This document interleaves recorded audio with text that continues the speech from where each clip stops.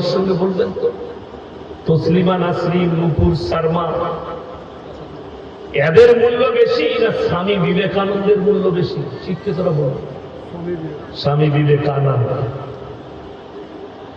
তেনার মতো লোক আমেরিকার শিকাগো শহরে বক্তব্য দিতে গিয়ে বলেছিল যে আমার চোখে, আমার জানা মতে পৃথিবীতে যদি কেউ মহাপুরুষ থাকেন তিনি হচ্ছেন হযরত মুহাম্মদ মুস্তাফা, সকলে বলুন সাল্লাল্লাহু আলাইহি ওয়াসাল্লাম। এরপরে আপনি এদের কথা দিচ্ছেন, এদিকে ধরছেন। সব থেকে টুইস্ট হচ্ছে ভারতে যতগুলো নাস্তিক বসে আছে, আপনি চিন্তা করুন। আমি চ্যালেঞ্জ ছুড়ে বললাম, এই ভারতে 30 কোটি মুসলমান আছে, এই ভারতের থেকে বাংলাদেশে মাত্র 11 কোটি মুসলমান। কত বললাম? 11 কোটি মানুষ, এই 18 কোটি মানুষ বাংলাদেশে, আর ভারতে আছে 30 কোটি। কোনটা বেশি? কথা বলো না। 30 কোটিটা বেশি, 18টা বেশি নয়। 12 কোটি বেশি আছে ভারতে, কিন্তু তারপরেও ইসলামের দুশ্মন বাংলাদেশে বেশি, কোরআনের দুশ্মন বাংলাদেশে বেশি, নাস্তিক ভারতের থেকে বাংলাদেশে বেশি। প্রমাণ আমাকে দিতে হবে না, মোবাইল খুললে প্রমাণ পাবে। তসলিমা নাসরিনের বাড়ি কোথায়? বাংলাদেশে। আপনারা তো ফর্ম ফিল আপ করছেন নাকি? করেছেন? এই জমা দিচ্ছেন তো? দেন, ভয়ের কিছু নেই। বাপ আমাদের এখানে জন্ম, সব কিছু আমাদের। ফর্ম ফিল আপ করে জমা দেন। আমি খালি অপেক্ষায় আছি যে এসআইআর হয়েছে, যে ভারতের নাগরিক নয় অনুপ্রবেশকারী, অনেক তাবর তাবর লোক বলছে এদিকে গঙ্গা পার করাবো, পদ্মা পার করাবো। আমিও আলহামদুলিল্লাহ তাদের সাথে আছি যে অবশ্যই তাদেরকে পদ্মা পার করাতে হবে। তবে আমি লাস্টে দেখব তসলিমা নাসরিন কি করে নিজের বাপের পরিচয় দেয় যে তার বাপ এখানে জন্ম হয়েছে। কথাটা বুঝতে পারেন? দিল্লিতে বসে আছে।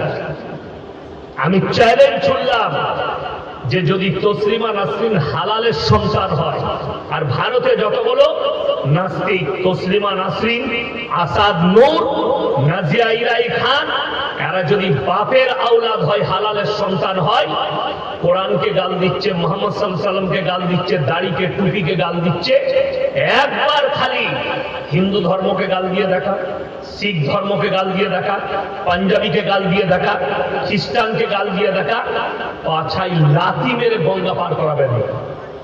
ঠিক বললাম না? কিন্তু কোরআনকে গালি দেওয়া খুব সহজ, আল্লাহকে গালি দেওয়া খুব সহজ, দাড়ি আর টুপিকে গালি দেওয়া খুব সহজ। গালি দাও।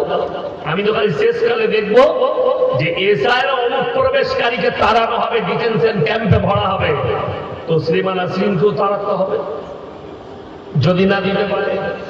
আর একটা গুরুত্বপূর্ণ মেহমান গত বছরে পালিয়ে এসছে আমার দেশে, আমি তার লেগেও অপেক্ষা করছি সে কি করে জন্ম পরিচয় দিবে। আমি নাম করবো না, সমঝদারও কে নেই সারা কাফি। যারা বুদ্ধিমান হবে তারা আমার ভাষা বুঝে যাবেন আমি কাকে ইশারা করছি। আমি দেখবো লাস্টে এসআইআর করে তারা কি করে থাকে। আমাকে তাড়াবে, আমাদিকে তাড়িয়ে দেবে যেখানে আমার দাদু জন্ম নিয়েছি। আমাকে আমার আব্বাজি বয়স হয়েছে, তো আমি বলছিলাম যে আপনার ফর্মটা ফিল আপ করতে হবে, আধার কার্ডটা দেন তো একবার আপনার, আমার ওই ইসে লাগবে ফর্মে। বলছে আমাদিকে তাড়াবে না। আমরা কেন বলবো? বলছে জানিস আমাদের যে গ্রাম, আজ থেকে যখন পানাগড় যেটা মিলিটারি বেস আছে, ওই মিলিটারি বেসটা যখন তৈরি করা হয় 40টা গ্রাম তুলে দেওয়া হয়েছিল। 40টা মিলিটারি বেসে, যেটা পানাগড়ে আছে, ভারতের ক নম্বরে আছে মিলিটারি ক্যাম্পটা, আমার বাড়ির কাছে একদম পানাগড়। তো ওখানে 40টা গ্রামকে তোলা হয়েছিল। আমার আব্বাজি বলে এখনো পর্যন্ত আমার দাদুদের সব জায়গা আছে ওখানে, আমাদেরকে তাকিয়ে দিবে। আমি দেখলাম বাড়িতে একটা 1969 সালের একটা দলিল আছে আমার দাদু। তো এইরকম বহু মুসলমানের আছে কিন্তু বড় দুঃখ লাগে আমরা আমাদিকে পরিচয় দিতে হচ্ছে, অথচ বাংলাদেশ থেকে ডেকে নিয়েছে ইসলামকে গালি দেওয়ার কারণে তাকে ভাড়া করে রাখা হচ্ছে। এইটা হচ্ছে দুঃখের বিষয়। দাও, যত গালি দিবে দাও, আল্লাহর কসম করে বলছি, আল্লাহ তাআলা কোরআনে বলেছে তোমরা নিজের চোখে, তোমরা মুমিন হলে এবং হকের উপরে থাকলে নিজের চোখে বিজয় তোমরা দেখতে পাবে।